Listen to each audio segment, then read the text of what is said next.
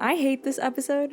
I don't want to be one of those cartoon reviewers who reads too into things, but unironically, the plot of this episode is Sadie tries to give Lars Stockholm Syndrome.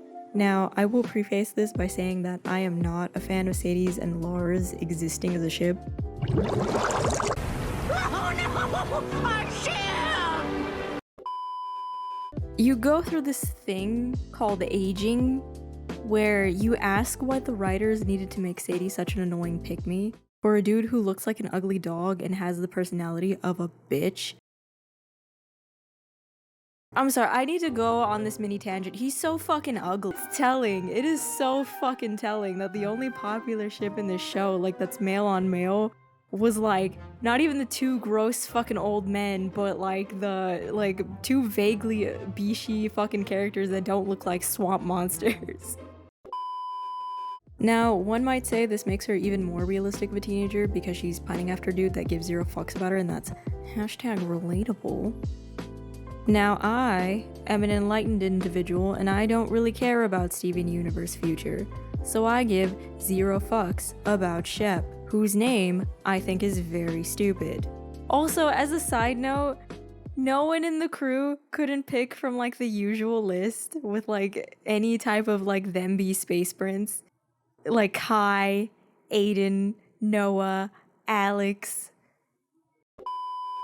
I feel like this episode was the episode that killed the relationship, to be honest. There really was no walking this back. So as a general summary, the Gems and Steven find an uninhabited island problem for some reason. So like half the time they interact, it's them fighting. It's exactly like Kevin and Gwen's relationship from like Ben 10, now that I'm thinking about it, where half the time it's them arguing about bullshit because the writers don't know how like humans interact in a relationship. But imagine if Kevin and Gwen were still in the friend zone and Kevin had a thing for Trina. Remember Trina? One of the girls that almost died to Michael Morningstar? Yeah, her, but like instead of Gwen. Did that really autistic analogy make sense? Sadly yes, sadly no. Back home. Like, can you imagine being that much of a crazy bitch? You're on an island with your crush and in your mind you're like, Step 1, make sure he never leaves. Then Steven is like, oh, by the way, the predator is on the island, so there's like a small chance we might get hunted down. So Lars understandably nopes the fuck out until he can't find the warp pad. And I get Steven's a kid, but it feels so jarring. He never seems to think at like any point, oh, we have no way of going home. Even Lars freaking out never seems to affect him in the way you think it should.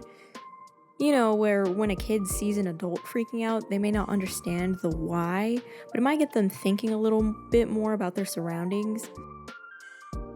Now that I'm kind of thinking about it, you know, I'm in my little brain thoughts, I can't see Garnet, Amethyst, or Pearl tomorrow. Or the day after. Or the day after that. And that's pretty scary, because it's different than being in the safety of my own home. There's like a chance I could die out here. Like, for realsies. I just hate the forced obliviousness of Steven 1 Steven. I meant season 1 Steven, because words. But yeah, I don't like it because it feels unnatural for a kid, especially a kid who's written to be empathetic and curious. It's so weird and bizarre. Like, why? Why is he like not reacting to the situation as any sane human being might, you know? Or at least in a way that makes sense for him, because it just seems super bizarre that he's kind of like, whoa guys, we're just here to have a good time and chill, like this is vacation time, party time, woo! So then imagine if the genders were reversed, like Lars getting pissy at Sadie for not having fun being stranded on an alien island, and that she doesn't know Lars is the one holding her hostage. Cause I can fucking imagine that. I can imagine the amount of autistic essayists and breadtubers that would call Lars an incel, a creep, a fucking rapist. The double standard of this episode is just insane. It's fucking just low-T having bitch. Don't ever the female solidarity. Why would you allow her to do this? Why would you write? And then she fucking moans. as Lars holds her.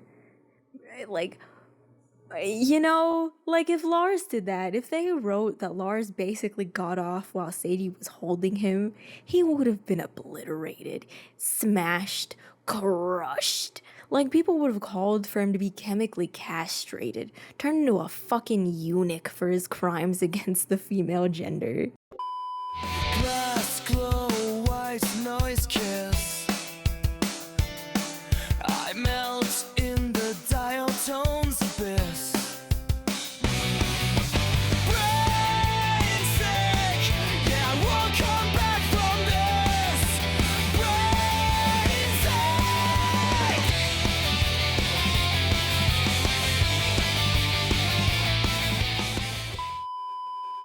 And finally, Lars learns what she did. He's pissed off and rightfully calls her out on her shit. Then Sadie gives her reasons as to why she did all this. And it's so stupid. You dummy. Not even dummy, actually. You creep. You weirdo. You fucking freak.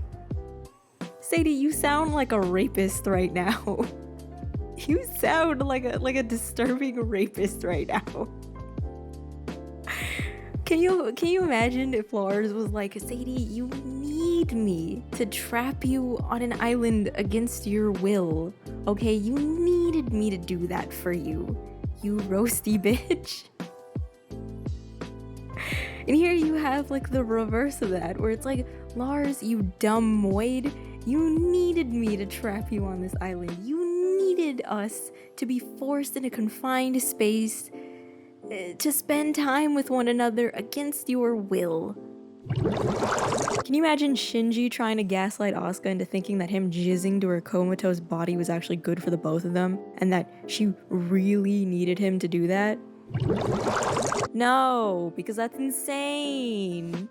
Sadie, you're insane. Tries to frame him kissing her in a moment of weakness as a bad thing, but she practically jizzed herself when he did it. Thanks. Like, even for a kid's episode, it's conceptually really weird.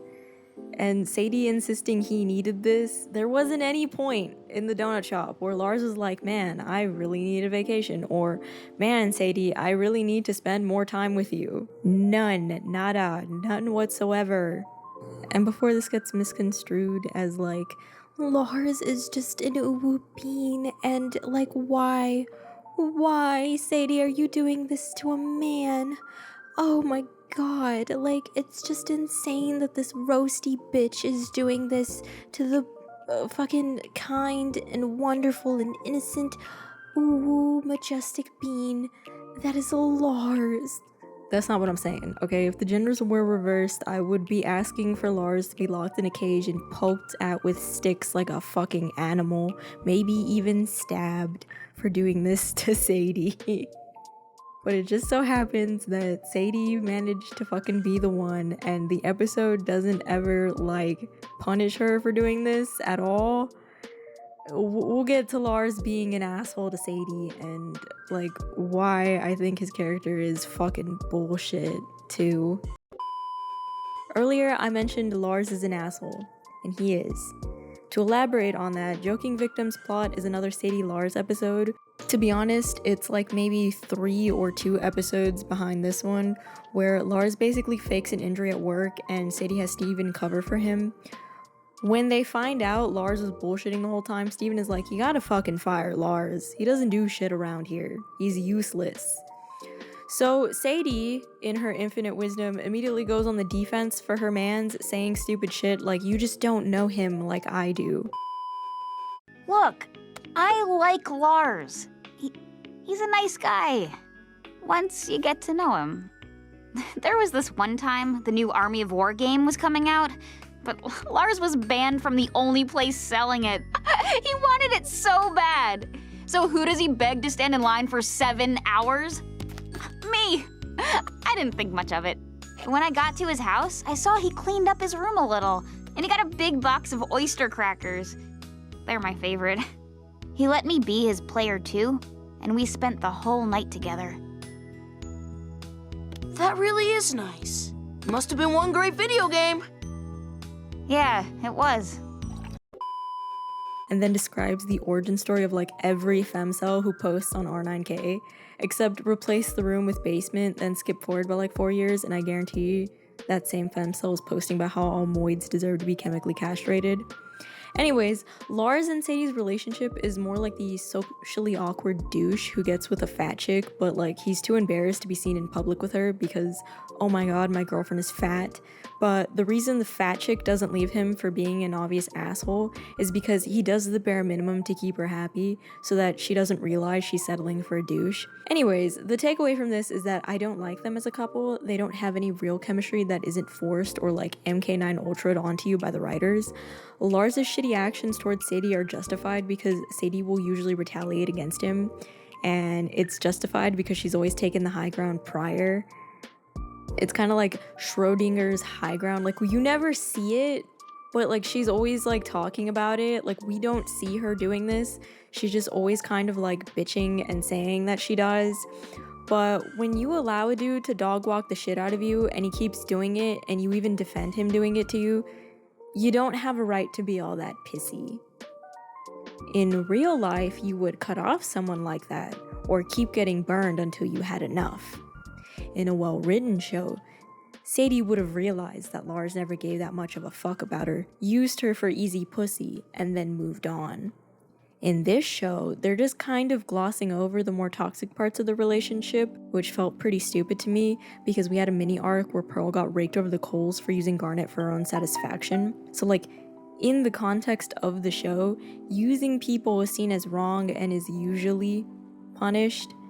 Sadie never really receives her comeuppance for the island shit, but the writers also just don't allow Sadie to realize that Lars would make an awful boyfriend and is an equally shit friend. They just kind of grow apart without any meaningful closure, which feels stupid considering how much they love the townie drama myself and many others couldn't fucking stand because it's written terribly as evidenced by this, or just super fucking boring. I can't reiterate this enough. Townie episodes are like the worst of shonen slop filler. At least in Naruto, the fucking filler was either funny or used as a way to develop some of the cast when Kishimoto couldn't be asked to, okay? The filler in Steven Universe, like post season 3, often has nothing to do with the hot space ladies or doesn't advance the overarching plot in any meaningful way. It's a fucking plot staller, okay? It's asinine. Don't forget to like, comment, and subscribe, and maybe we can talk about more things about Steven Universe, like my schizo theory that it wasn't a Cartoon Network executive that was pushing for more townie bullshit. It was actually the Crewniverse, or the crew, however you want to call them, that fucking loved townie episodes, because Rebecca Sugar basically hired a bunch of insane people off of Tumblr and they strong-armed the fuck out of her to keep writing their like fucking 𝓤𝓷𝓭 like episodes, I guess. Like all of them were like, man, don't you guys want to see more townie episodes where you know, Mr. Smiley can go and fuck another old man? Yeah, Zorp, ding. Don't you want to know what's happening with the fry people? I hate my life.